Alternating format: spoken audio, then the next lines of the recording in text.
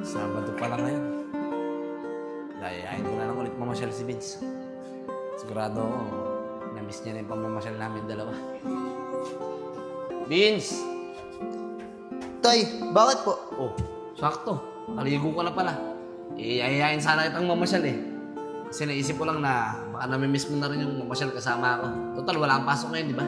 Eh tay, nakapangako po ako kay Tito Joseph ngayon eh. Nasasama po ako sa kanya ngayon. Pasensya na po tay ah. Susunod na lang po ako sasama sa inyo. Ganun ba, anak? O sige, okay lang. Walang problema. Siguro magpapahinga na lang muna ako sa taas. Tao po! Advin! Uy tay, si Tito Joseph na po yata yan. O sige na, Vince. Labasin mo na yung tito mo doon. Pagka hinanap niya ako, sabihin mo, nagpapahinga na ako ha. Sige po tay.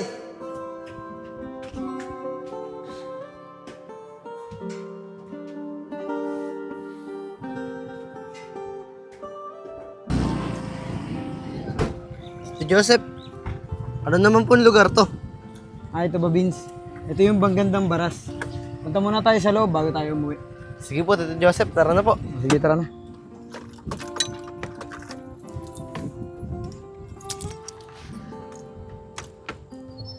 Tara, Vince. Vince, baka gusto mo maglaro. May palaruan dun, oh. Eh Tito Joseph, pambata lang po yan eh. Ay, ganun ba? Sorry, ah. Nagbibinata ka na nga pala. Tara, doon na lang tayo. Sige po. Tara. Ano, Vince? Maganda ba? Oo po Tito Joseph, maganda po dito. Tara, doon tayo. Sige po.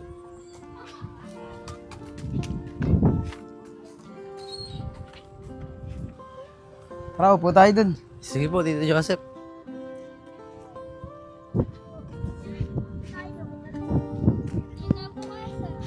Ano, Vince? Maganda ba dito? Opo, Tito Joseph. Ang ganda po dito. Para po sa wawa, tulad sa amin. Sabi ko na nga ba eh, magugustuhan mo dito. Tito Joseph, padala niyo na po ba dito yung anak niyo? Siguro, tuwang-tuwa rin po siya. Yung dinala niyo siya dito. Hindi nga, Vince eh. Kasi hindi naman kami nagkaroon ng pagkakataon mag-bonding. Kasi ayaw niya sumama sa akin. Buti ka pa nga eh. Lagi mo ako sinasamahan. Maraming salamat, Vince ah. Sana huwag ka magbago. Maraming salamat din po, Tito Joseph. Dahil sinasama niyo po ako sa magagandang lugar. Huwag po kayong mag-alala. Hindi po ako magbabago. Maraming salamat talaga, Vince. O paano? Uwi na tayo. Baka abutin pa tayo ng gabi. Sige po, Tito Joseph. Tara na po. Tara.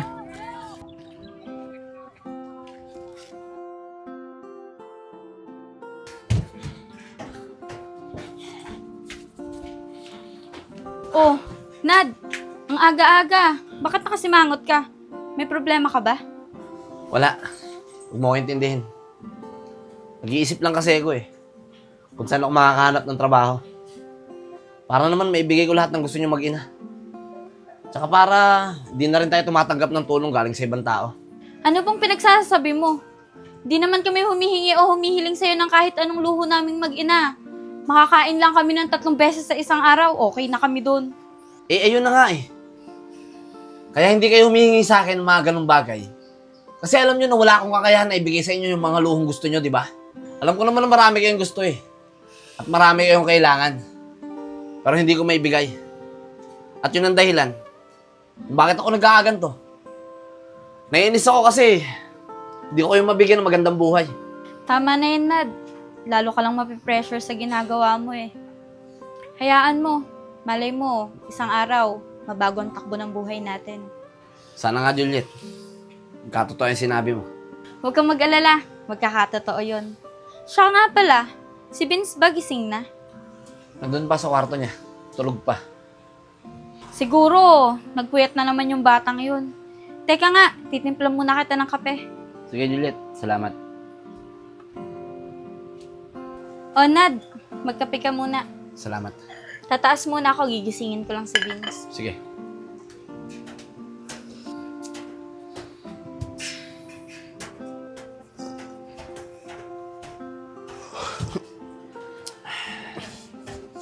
Tay, magandang umaga po. Tay, siya nga po pala. Mamaya po alis po ulit kami ni Tito Joseph. Tay, narinig niyo po ba yung sinabi ko? Hindi.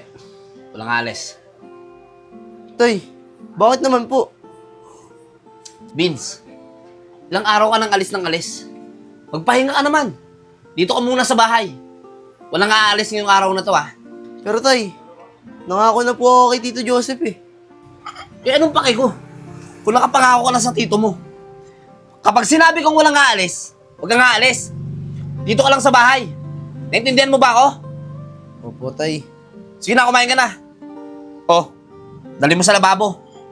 Pag hinanap ako ng nanay mo, sabihin mo, pumunta lang ako sa mga kumpare ko. Sige po.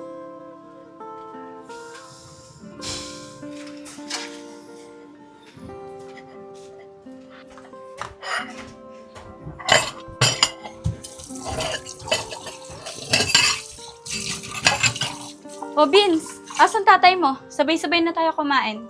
Eh, Nay, wala po. Pupunta daw po siya sa mga kumpare niya. Ganun ba? O sige, tayo na lang muna kumain. Sige po, Nay.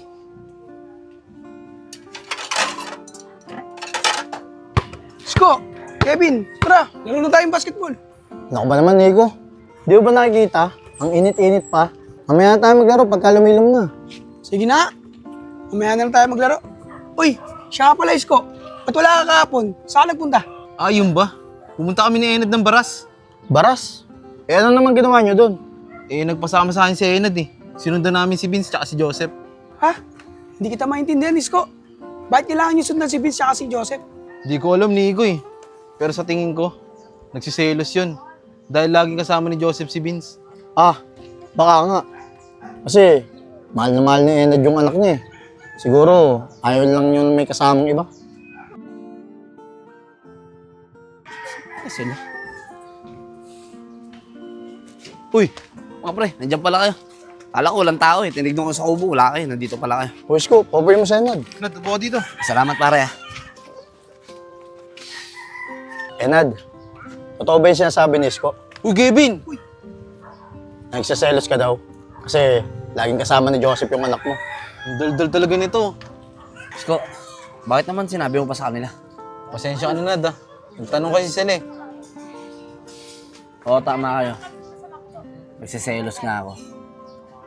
Kasi pakiramdam ko, inaagaw na sa akin ni Joseph yung anak ko. Katulad kahapon. Dapat talaga, kami yung magkasama ng anak ko para maglaboy. Kaya lang, mas pinili ng anak ko na sumama kay Joseph. Hirap nga yan, Nad. Ay, Nad, naalala ko, may sinabi sa amin si Joseph eh. Naiinggit daw siya sa'yo. Kasi yung anak mo, magalang at mabait. Di daw tulad ng anak niya. Eh baka yun naman talaga ang dahilan, Nad. Kaya napapalapit si Joseph sa anak mo kasi mabait si Vince.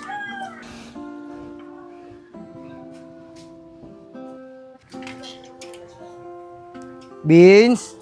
Enad? Vince? Uy, Tito Joseph, kayo po pala. Ano Vince? Tara na. Ay, Tito Joseph, pasensya na po ah. Pinagalitan po kasi ako ni tatay kanina eh. Hindi daw ako pwede lumabas. Eh Vince, bakit daw? Ano naman dahilan? Sabi niya po kasi, lagi na lang daw po ako namamasyal. Hindi na daw po ako nai-stay sa bahay. Ganun ba Vince? Eh, nandiyan ba yung tatay mo? Kakausapin ko. Eh, Tito Joseph, wala po eh. Umalis po siya. Sabi niya po sa akin kanina, pupunta daw po siya sa mga kumpare niya. O sige Vince, antayin mo na lang ako dyan. Pupuntahan ko lang tatay mo, kakausapin ko. Sige po, Tito. Pasok na po ako. O sige. Hayaan na muna natin yun, Nad. Tara, laro tayong basketball oh. Malilom naman na eh. Oo, tara. Ba nga? Enad, pwede ba kita makausap? O bakit pre? Ano bang kailangan natin pag-usapan? Enad, ipapaalam ko lang sana sa'yo si Vince. Kaso, ayaw mo daw siyang payagan. Nagagalit ka daw sa kanya. Nad, bakit mo naman pinapagalitan yung bata? Eh ano bang pake mo? Anak ko yun eh. Kaya kung ano mang gawin ko sa anak, wala ka nang pakialam doon. Sa dating mo, parang inaagaw mo na yung pagiging ama ko sa anak ko eh. Enad, hindi naman sa ganun. Tinatanong ko lang kung bakit mo pinapagalitan yung bata. Eh sinasama ko lang naman siya at namamasyal lang naman kami. Yun na nga eh. Sa ginagawa mo, napapalapit na sa'yo yung anak ko. At sa tingin ko, sinasadya mo yun. Para maagaw mo siya sa akin. Nad, hindi ganun. Wala akong intensyon na agawin sa'yo si Vince. Masaya lang ako kapag nakakasama ko siya. Yun lang yun. Wala nang iba. Ah, ganon. Pwes, Nad, simula ngayon, Nad. huwag ka nang lalapit sa anak ko. Kalimutan mo na Tama na, din Nad. na magkaibigan tayo. Oh, Tama na. ano ba inatay mo? Sige na, umalis ka na! Na, tama na yun.